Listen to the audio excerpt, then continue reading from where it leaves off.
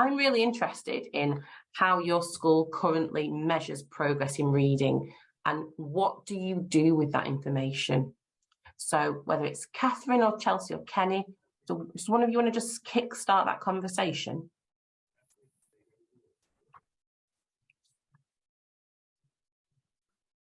If you're still there. I'm still here, it's Catherine. Hi, Hi. We started off doing RAT testing across Key Stage 3, and we've now just taken on and also done NGRT for Year 7. In some circumstances, the measurements have come out slightly differently. So the RAT testing may show they've got a reading age of maybe 11, 12, whereas NGRT is identifying that it might be around about 9. So I think, as you've just said, it's good to get both and to monitor where it's going. Yeah. What have I done with this information? We have identified key students that require some additional support in order to bring their reading age and their comprehension up. We are running a book club twice a week for 2 different groups where they are listening to a story being read to them, so that they're getting that inference of in the inflection of voice so that they're reading more fluently. We've identified, I have the key Year 7s who are the weakest in my English class. I've been implementing quite a few of the ideas from this course anyway, as to how we can improve that knowledge and that ability.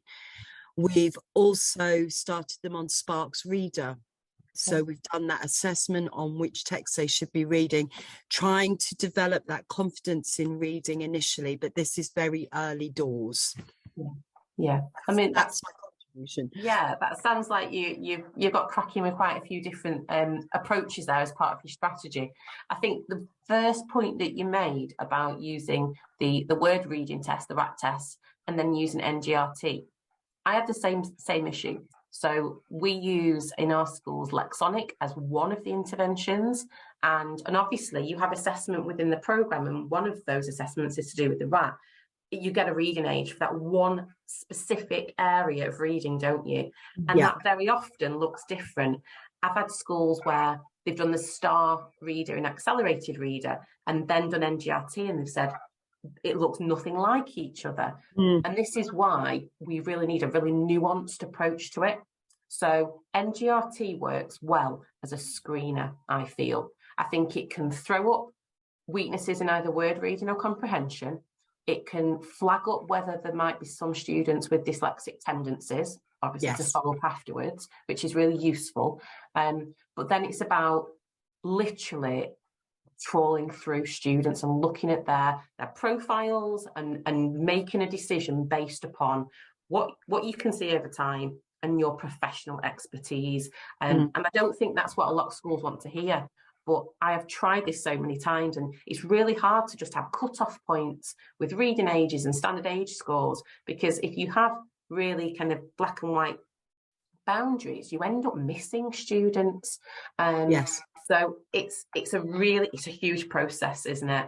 And quite a stressful one, which is why we don't want to do it more than once, maximum twice in a year, because otherwise we spend more time analysing the data than actually doing something with it. Thank you so much for that, Catherine. And thank you, Chelsea. Yeah, so Chelsea, you're talking about the NGRT, SES score, reading age difference to chronological. Yeah, and it's about using it together, isn't it? I've had schools say, well, we want to tell parents about where they're at, or students. It's really tricky, because I think it takes a lot for leaders and staff to get their head around these scores and this data. It's even trickier to communicate to a wider audience. But that's really interesting. Thank you for sharing that.